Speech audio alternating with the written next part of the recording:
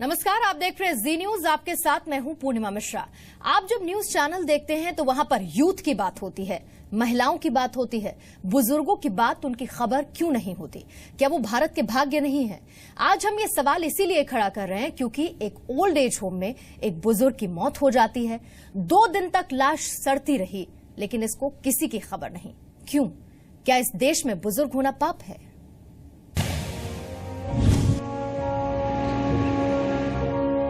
चंडीगढ़ के एक कारतार आसरा ओल्ड एज होम में एक बुजुर्ग की रहस्यमय तरीके से मौत हो गई। इतनी रहस्यमय कि बुजुर्ग कमलेश सिंह का शव एक कमरे में 2 दिन तक पड़ा रहा और किसी को उनकी मौत की खबर भी नहीं। इस मौत ने देश के सामने एक सवाल खड़ा कर दिया है कि क्या हमारे बुजुर्ग कहीं भी सुरक्षित नहीं है?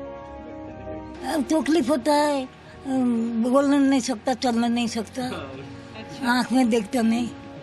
माता जी पिताजी को याद आती है, घर को याद आती है।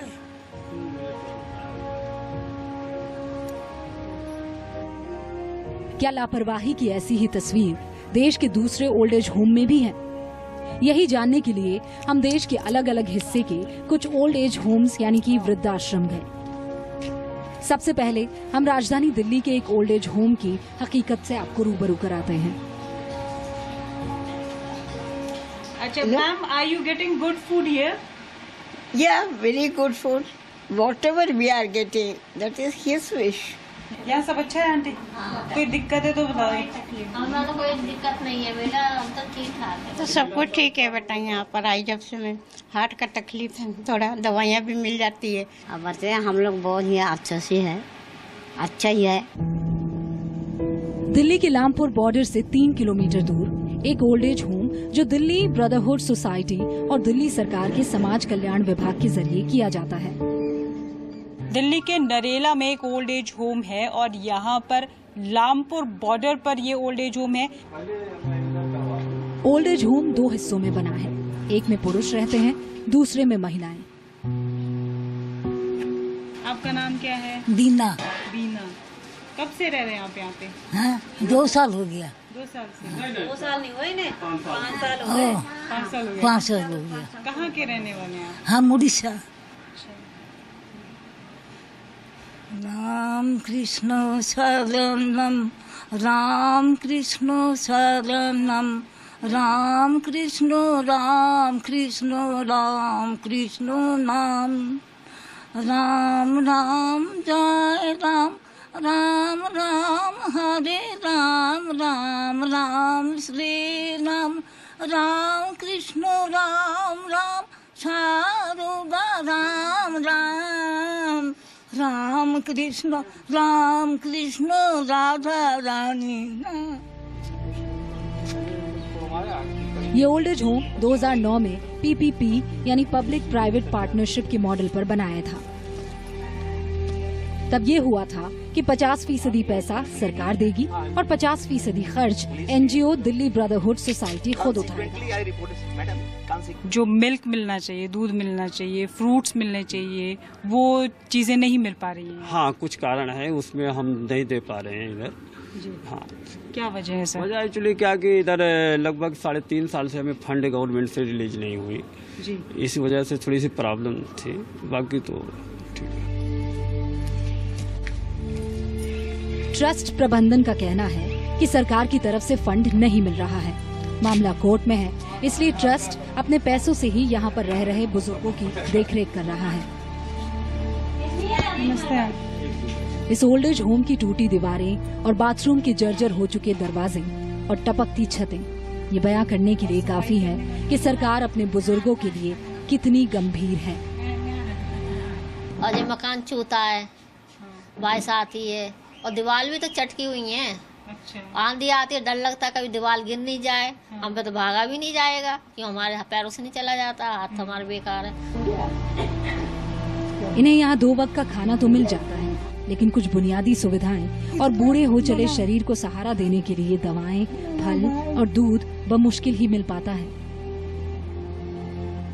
अच्छा, आपको दूध मिलता है दूध पीने के लिए? पहले मिलता था, अब बंद हो गया दूध। मतलब कब मिलता था, कितने साल पहले? अभी है मतलब वो 8 महीने हो ही जाएंगे, है ना भाई साहब?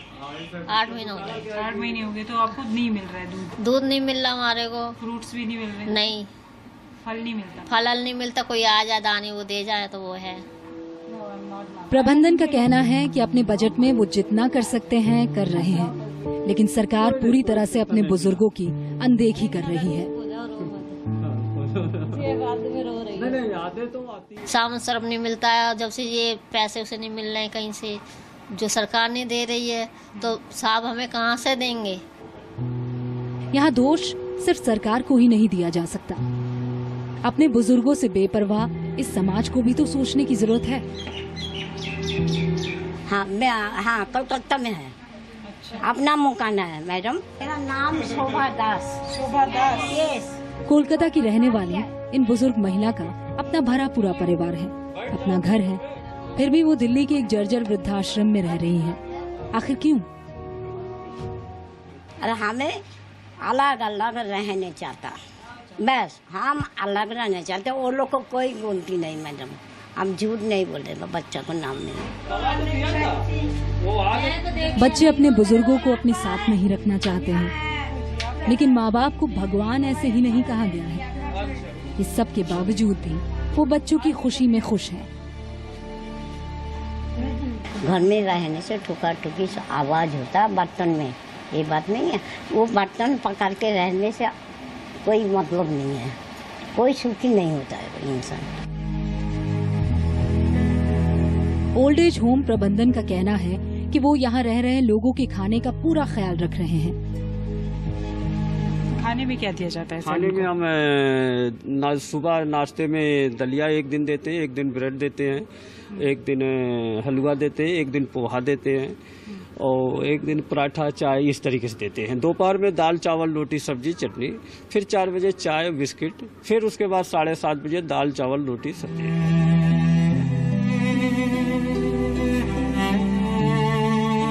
लेकिन इस थाली में सिर्फ रोटी और दाल ये सवाल खड़ा करती है कि बुढ़ापे का शरीर महज दाल और रोटी के भरोसे चल पाएगा।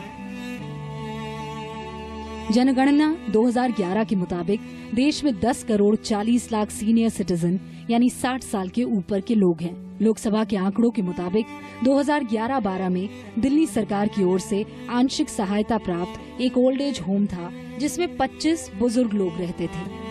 इसी तरह 2012-13 में सरकारी सहायता से 2 ओल्ड एज होम चल रहे थे जिसमें 50 बुजुर्ग रह रहे थे। 2013-14 में 2 ओल्ड एज होम में 50 बुजुर्ग रह रहे थे, जबकि इस वर्ष आंशिक सरकारी सहायता से चल रहे ओल्ड एज होम में 25 लोग रह रहे हैं। ऐसे में सवाल उठता है कि क्या इन सभी ओल्ड एज की देखरेख को लेकर सरकार का यही नजरिया है? कोई भी एक्शन नहीं लिया जा रहा है। ऐसी स्थिति में गवर्नर तक ये रिपोर्ट किया गया है, गवर्नर हाउस में। गवर्नर भी he came to this place and he did not come to this old age home. This is discriminatory on the part of NCT governor mister Jung. He was supposed to come here, नहीं आए, mister Jung नहीं आए, ये discriminatory है। प्रबंधन भी इन टूटी छतों, खराब लाइटों और जर्जर हो चले दरवाजों के लिए सरकार को ही जिम्मेदार ठहरा रहा है। कुछ हम टॉयलेट्स देख रहे थे, बाथरूम देख रहे थे, उनके जो दरवाजे हैं वो बिल्कुल नीचे से सड़ चुके हैं। हाँ। खत्म हो चुके हैं, छेद हो चुका है दरवाजे में। हाँ, 2-3 बाथरूम के ये हो चुके हैं। अच्छा प्रसाद साहब, तो इसको ठीक कैसे करेंगे? क्या कर रहे हैं आपकी ये कंडीशन को सुधारा जा सके? हमने एक्चुअली PWD को भी लिखा था लेटर, तो हमें ये कहा, फिर उसके बाद सोशल वेलफेयर डिपार्टमेंट को भी लिखा था। यहाँ हमारे बैठते हैं सुप्रिंटेंडेंट साहब, लेकिन उसके बाद कोई हुआ नहीं उस पर काम। अच्छा, तो ये उन्हें ही करना है ये रिपेयर जो? हाँ, ये PWD ही करेगी। लेकिन इस तस्वीर का एक दूसरा पहलू भी हमें दिखाई दिया। हमें एक बीमार पति पत्नी मिले, वेद प्रकाश और सुमन। वेद प्रकाश दिल के मरीज हैं और उनकी पत्नी सुमन को गले का कैंसर है। जो कि इनकी डेट का जो वहाँ से मेरे खाने के लिए चार्जशीट मिली थी। कहाँ से? डॉक्टर से। हाँ। वो मेरे से ले गए, कह के भाई हम साइन करके आपको दे रहे हैं। कौन ले गए? Project manager. अच्छा। वो आज तक मुझे ना तो साइन करके मिली और ना वैसे मिले कोरे का कोरे ही उनके पास है, दोनों चीजें उनके पास है। सुमन कुछ खा नहीं पाती, इसलिए इन्हें केवल लिक्विड डाइट चाहिए। लेकिन उन्हें मिल क्या रहा है? दाल का पानी में भिगो कर रोटी मील का पी लेती, कोई चीज खाई नहीं जाती है। हालात बद से बदतर हो रहे हैं, लेकिन डॉक्टरी सहायता नहीं मिल रही। डॉक्टर कहाँ से आएंगे? आज डॉक्टर आए हुए हैं, पहले आप डॉक्टर आते थे वो बंद हो गए, आज डॉक्टर नए लगे हुए हैं। इनकी शिकायत है कि पिछले 8 महीनों से कोई भी डॉक्टर यहाँ रहने वाले को देखने के लिए नहीं आया है। मैनेजर ने भी ये बात मानी, हालांकि कहा कि जल्दी डॉक्टर आएंगे। लेकिन क्या ये प्रावधान होना चाहिए ओल्ड एज होम में है कि डॉक्टर को कम से कम हफ्ते में एक बार विजिट करना चाहिए, सरकारी और डॉक्टर? हमने लिखा था लेटर, जो आज से वो फॉलो हुआ है। आज से गाड़ी आनी शुरू हो गई यहाँ, अब वो हफ्ते में 2 दिन आएंगे। डॉक्टर ने सुमन के लिए एक डाइट चार्ट दिया है, जिसमें दूध, दही, मक्खन, सब्जी का जूस ये सब शामिल है। लेकिन मिलता क्या है? जो सेपरेट दूध है वो अब हमें मिलता है 15 रुपए की जो थैली आती है। जी जी, एक मिनट। तो ये आप देखेंगे डाइट में इनके लिखा है दूध, अनाज, सूजी, बेसन, चावल, मौसमी सब्जी लिखी गई है। सब्जी खाते हो आप? सब्जी खाते नहीं खा पाते हैं। दाल है जो ये बता रही है कि दाल का पानी इन्हें दिया जाता है। दही मिलता है? दही हम कुछ नहीं मिलता जी, हम यहाँ से खुद अपने आप। बटर लिखा हुआ है, मक्खन मिलता है? वो सब हम अपने आप ही करते हैं। फल मिलता है? कुछ नहीं। अंडा मिलता है? कुछ नहीं। ये हमारी उस पीढ़ी की तस्वीर है जिसने हमें जन्म दिया है। वो कैद में है, मुश्किल में है, भूखे हैं, फिर भी खुश हैं। I am a non-veg. Non-veg means very rare. I eat fish. क्योंकि उन्हें पता है कि उनकी इस हालत के लिए उनके अपने ही जिम्मेदार हैं और अपनों को सिर्फ अपना मानते हैं, दोषी नहीं।